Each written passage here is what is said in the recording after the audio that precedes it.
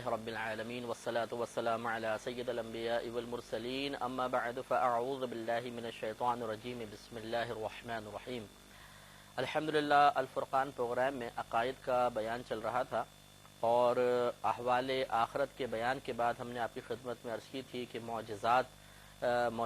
رسول صلی اللہ علیہ وسلم کے بارے میں خاص طور پہ ہم کچھ کلام کریں گے، کیونکہ معجزہ نبی کا وہ فعل ہوتا ہے جو قصداً وہ ظہور پذیر ظاہر کرتا ہے، اس کا اظہار کرتا ہے، اور یہ اس کی نبوت پر ایک دلیل ہوتی ہے، کیونکہ معجزہ ایک ایسا فعل ہوتا ہے کہ کوئی بھی اس کے مقابلے سے عاجز آ جاتا ہے۔ تو چونکہ نبی کا یہ فعل عادت کے برخلاف خلاف عقل اور ایک حیرت انگیز چیز ہوتی ہے اور سامنے والے کو مقابلے سے عاجز کر دیتی ہے، اور عاجز کرنے والے کو معجزہ کہتے ہیں، اس لیے نبی کے اس فعل کا نام معجزہ رکھا جاتا ہے۔ خلاصہ کلام یہ ہے کہ معجزہ وہ فعل ہے جو دعوی نبوت کرنے والے سے صدور پذیر ہوتا ہے اور خارق عادت ہوتا ہے، عادت کے برخلاف ہوتا ہے، اور دوسرے اس کی مثل لانے سے عاجز آ جاتے ہیں، اسے معجزہ کہتے ہیں۔ ہم مسلمانوں کا عقیدہ ہے کہ معجزہ نبی کے لیے لازم اور ضروری ہے، اور جب اس سے طلب کیا جائے تو عند طلب وہ اس کا اظہار کرتا ہے، یہ اس کے لیے لازم ہوتا ہے۔ بعض حضرات نے معجزے کا انکار کیا، وہ سمجھ نہ سکے، اور یہ بالکل غلط ہے، بلکہ فقہاء اسلام نے فرمایا کہ معجزے کا انکار کرنا انسان کو کفر تک پہنچا دیتا ہے۔ لہذا آخر میں ہم نے مناسب محسوس کیا کہ معجزے کے بارے میں بھی کچھ کلام کر لیا جائے۔ تو پچھلے پروگرام میں مسلم اور بخاری کے حوالے سے ایک معجزہ آپ کی خدمت میں عرض کر رہے تھے۔ حضرت جابر رضی اللہ تعالی عنہ اس کے راوی ہیں۔ غزوہ خندق کا واقعہ ہے۔ یہ فرماتے ہیں کہ ہم خندق کے دن کھدائی کر رہے تھے کہ ایک سخت پتھر سامنے آ گیا، تو ہم نے نبی کریم صلی اللہ علیہ وسلم کی خدمت میں حاضر ہو کے عرض کیا، رسول اللہ صلی اللہ علیہ وسلم یہ ایک پتھر ہمارے سامنے آ گیا، اب ہم کیا کریں؟ نبی کریم صلی اللہ علیہ وسلم نے ارشاد فرمایا کہ ہم خندق میں اتریں گے، یعنی ہم اس کو توڑیں گے۔ یہ کہتے ہیں کہ ہم نے دیکھا کہ نبی کریم صلی اللہ علیہ وسلم کے پیٹ پر شکم اطہر پر ایک پتھر بندھا ہوا ہے، اور میں نے پچھلے پروگرام میں اس کی حکمت آپ کو بتائی تھی کہ جب انسان کو بھوک لگتی ہے تو اصل میں معدے میں خالی ہونے کی وجہ سے ہیٹ پیدا ہوتی ہے، جس سے انسان کو اذیت و تکلیف ہوتی ہے، گرمی پیدا ہوتی ہے۔ تو یہ ٹھنڈا پتھر، چکنا ٹھنڈا پتھر اس طرح پیٹ پہ رکھ کر اوپر سے کپڑا باندھ لیا کرتے تھے، تو اس کی ٹھنڈک اس بھوک کی گرمی کو یا اس کی شدت کو کم کرتی تھی، جس سے سکون ملتا تھا۔ تو نبی کریم صلی اللہ علیہ وسلم کے پیٹ پہ پتھر بندھا ہوا تھا، اور وجہ کیا ہے؟ خود حضرت جابر رضی اللہ تعالیٰ عنہ فرماتے ہیں کہ ہم 3 دن تک اس طرح رہے تھے کہ کوئی چکھنے کی چیز بھی ہمارے پاس نہیں تھی، یعنی 3 دن کا فاقہ۔ رحمت کونین صلی اللہ علیہ وسلم سے بڑھ کر یقیناً کوئی رہنما ہمیں نظر نہیں آ سکتا تاریخ کے اندر کہ نبی کریم صلی اللہ علیہ وسلم بنفس نفیس صحابہ کرام علیہم رضوان کے ساتھ خود کام فرما رہے ہیں، کام کر رہے ہیں، اور صحابہ کرام کی یہ عادت تھی کہ جب انہیں کوئی مشکل پیش آتی تھی تو ان کا یقیناً یہ ایمان تھا کہ مشکل کی دوری اللہ تبارک و تعالی کی طرف سے ہی ہے، اور یہی مسلمان کا عقیدہ بھی الحمدللہ۔ لیکن انہیں معلوم تھا کہ اللہ تبارک و تعالیٰ کی عادت کریمہ ہے کہ جب وہ کسی کی مشکل و پریشانی کو دور فرمانا چاہتا ہے تو کوئی نہ کوئی دنیاوی وسیلہ قائم فرماتا ہے، یہ اکثر اللہ تعالیٰ کی عادت ہے۔ لہٰذا ان کے لیے سب سے بڑا وسیلہ ذات نبوی صلی اللہ علیہ وسلم تھی۔ وہ اپنی پریشانیاں لے کر نبی کریم صلی اللہ علیہ وسلم کی خدمت میں حاضر ہوتے تھے۔ اب 3 دن کا فاقہ ہے، اور وہ سب فاقے سے ہیں، نبی کریم صلی اللہ علیہ وسلم نے بھی کوئی چیز بظاہر تناول نہیں فرمائی ہے، تو وہ جب پتھر سخت آ گیا تو وہ آپس میں کہہ سکتے تھے چلو اللہ تعالیٰ کی بارگاہ میں دعا کرتے ہیں، اللہ تعالیٰ اس میں نرمی پیدا کرے، ہمیں طاقت عطا کرے اور ہم اس کو توڑیں۔ لیکن وہ نبی کریم صلی اللہ علیہ وسلم کی خدمت میں حاضر ہوئے، رسول اللہ پتھر آ گیا سخت۔ جواب میں نبی کریم صلی اللہ علیہ وسلم نے یہ نہیں فرمایا تو اللہ سے دعا کرو، میں کیا کر سکتا ہوں؟ نہیں، بلکہ نبی کریم صلی اللہ علیہ وسلم نے فرمایا کہ ہم اتریں گے۔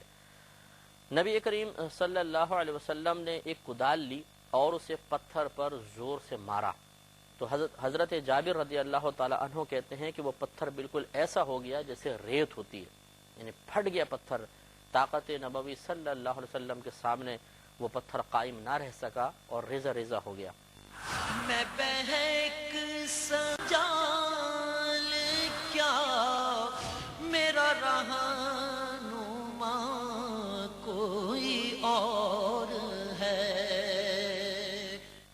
یہ کہتے ہیں کہ جب میں نے نبی کریم صلی اللہ علیہ وسلم پر بھوک کے اتنے شدید آثار دیکھے تو میں اپنی زوجہ کے پاس چلا گیا اور میں نے کہا کہ تمہارے پاس کچھ کھانے کو ہے؟ میں نے نبی کریم صلی اللہ علیہ وسلم کو سخت بھوک کی حالت میں دیکھا ہے۔ انہوں نے ایک تھیلا نکالا جس میں 1 صاع جو تھے۔ 1 صاع تقریباً 4.5 سیر کا ہوتا ہے، گویا کہ 4.5 سیر جو تھے،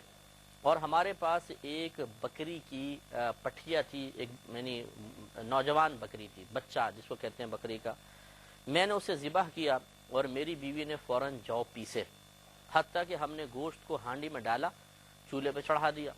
پھر میں نبی کریم صلی اللہ علیہ وسلم کی خدمت میں آیا اور میں نے چپکے سے سرگوشی کی، فَصَارَرْتُهُ، میں نے چپکے سے نبی کریم صلی اللہ علیہ وسلم کے کان میں عرض کی، یا رسول اللہ صلی اللہ علیہ وسلم، ہم نے اپنی بکری کا بچہ ذبح کیا ہے اور میری بیوی نے 1 صاع جو پیسے ہیں، آپ اور آپ کے ساتھ چھوٹی سی ایک جماعت تشریف لے آئے، ہم نے آپ کی گویا کہ دعوت کی ہے۔ اور ایک چپکے سے کہنے کا مقصد یہ تھا کہ وہاں پہ تقریباً 1000 سے زیادہ صحابہ کرام تھے۔ حضرت جابر رضی اللہ تعالی عنہ نبی کریم صلی اللہ علیہ وسلم کی میزبانی کا شرف حاصل کرنا چاہتے تھے۔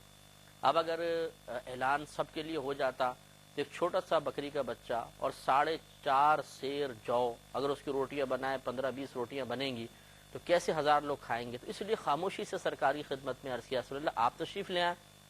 اور جن صحابہ کو آپ منتخب فرمائیں ایک چھوٹی سی جماعت ہمارے گھر پر آ جائے، اور اپنی اسرت کا بیان بھی کر دیا کہ رسول اللہ تنگ دستی کا عالم یہ ہے، ایک چھوٹا سا بکری کا بچہ تھا، تھوڑے سے جو ہیں وہ ہم نے پیسے ہیں۔ رحمت کونین صلی اللہ علیہ وسلم نے جب یہ سنا تو آپ کھڑے ہو گئے اور آپ نے بلند آواز سے فرمایا، اے خندق والو، جابر نے کھانا تیار کیا ہے، چلو۔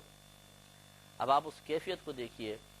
پہلی بات تو یہ کہ دعوت دی تھی صرف نبی کریم صلی اللہ علیہ وسلم اور چند صحابہ کو۔ اگر نبی کریم صلی اللہ علیہ وسلم کو اختیار نہ ہوتا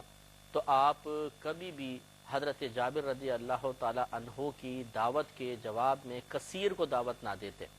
اس لیے کہ میزبان جتنے لوگوں کی دعوت کرتا ہے وہی دعوت کھا سکتے ہیں۔ دوسرا، اگر بغیر اجازت کے آئے گا تو یہ شرعاً جائز نہیں، بلکہ فقہا نے یہاں تک لکھا ہے کہ اگر آپ کسی کے گھر بطور مہمان جا رہے ہیں تو اپنے ساتھ کسی کو مہمان بنا کے نہیں لے جا سکتے۔ اگر میزبان کی دل آزاری کا اندیشہ ہے، اس کے تشویش میں مبتلا ہونے کا اندیشہ ہے، تو یہ سوچ کے بھی نہیں لے جا سکتے کہ چلو اس سے پوچھ کے اندر چلے جائیں گے، ہو سکتا ہے مروت میں کہہ دیں جی آ جائیں، لیکن دل میں ملال پیدا ہو۔ لیکن یہاں نبی کریم صلی اللہ علیہ وسلم کے اختیار مبارکہ کو دیکھیے کہ آپ کو اللہ نے اختیار دیا تھا کہ جس کے کھانے میں جس طرح خود چاہے تصرف کریں، چاہے کسی اور کے تصرف کے لیے اقدامات کریں، شرعاً آپ کو اجازت تھی، ورنہ نبی سے کسی خلاف شرع فعل کا صدور نہیں ہوتا۔ یہ آپ کی خصوصیات میں سے ہے۔ نبی کریم نے اعلان فرمایا، آؤ حضرت جابر نے تمہاری دعوت کی ہے، سب اس کے گھر چلو۔ اب تھوڑا سا اس منظر کو آپ ذہن میں لے کر آئیں کہ 3 دن کا فاقہ، 1000 سے زیادہ صحابہ کرام اور اتنا مختصر سا کھانا۔ اب بھوکا آدمی ہو جس کو 3 دن کا فاقہ ہو اور سامنے پھر گوشت آ جائے اور گرم گرم روٹیاں ہوں، ویسی آدمی کی اشتہا بڑھ جاتی ہے، بھوک بڑھ جاتی ہے۔ ہم لوگ جب کبھی کوئی بھوک کی حالت میں ہوتے ہیں اور وہ کچن سے خوشبو ناک کے اندر آتی ہے تو بولتے ہیں وہ ہو، اور بے قراری ہو گئی بھائی، 1 روٹی کی بھوک تھی 2 روٹی کی ہو جاتی ہے خود بخود، وہ خوشبو کی وجہ سے۔ تو نبی کریم صلی اللہ علیہ وسلم نے فرمایا